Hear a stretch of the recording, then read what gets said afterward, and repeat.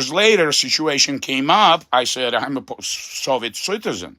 And the minister said, fuck, why are we paying him 3 times as much as other students? They paid me to go to university.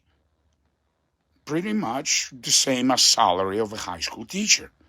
Besides everything paid, food and sleeping quarters, then you get as much money as your mother working in high school. And after 2 years, they say, no, you have to go to Russia and pass the exams, and maybe they'll give you a scholarship to Warsaw, but that's up to Russians. So I went to Russia, I passed the exams, but only practical exams, because I didn't know shit history of Soviet Union or Russia. I only know literature, because I recited it on stage. By heart, I know everything, fuck. I can recite Shakespeare in 5 languages. So the point is, that I didn't have to pass theoretical exams because of those friends at the Ministry of Culture, Soviet Union, at the time. I gave them gifts. They worked at the embassy in Poland, in Warsaw.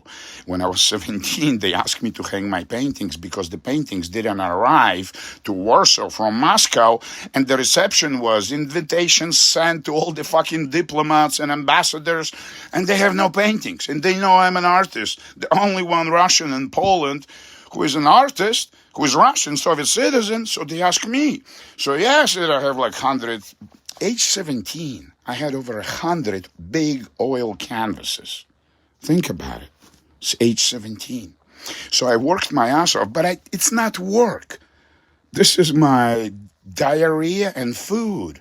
I don't call it passion. It's more of a fucking addiction, but it's not distracting my life. It brings up creativity, really, it's like a fucking dance of Krishna. Okay, there is Bhagavad Gita, this book that I've been studying for 30 years. And there is description of the universe from the words of Krishna to a human being. God explains what the universe is and what God is. In one chapter 10, blows me away. I just every time I listen it on audio, it's supposed to be audio. Upanishads. I had an argument with this schmuck 25-year-old Indian who was trying to tell me I don't understand what the word Upanishads is. In the store, in that smoke shop, that I left my phone.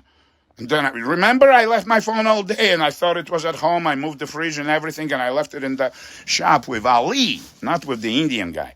Because this Indian guy, he's a computer geek, so he's a fucking freak, right? So I tell him, I study Upanishads for 30 years. And he tells me, you shit know about India. I say, really? Well, let's talk about the meaning of the word Upanishads. It means, literally, type it in Google, sitting next to and listening one-to-one, teacher to student. This is the format of presentation of this specific knowledge that Indians have developed in the past 7,000 years. Beyond writing, you're supposed to memorize it. You're supposed to chant, because this is absolute truth about universe. Well, supposed to be. Like Bible's supposed to be truth, so you're supposed to chant it. You're supposed to chant New Testament in order to live a proper life of Jesus, as Jesus taught. That's the idea.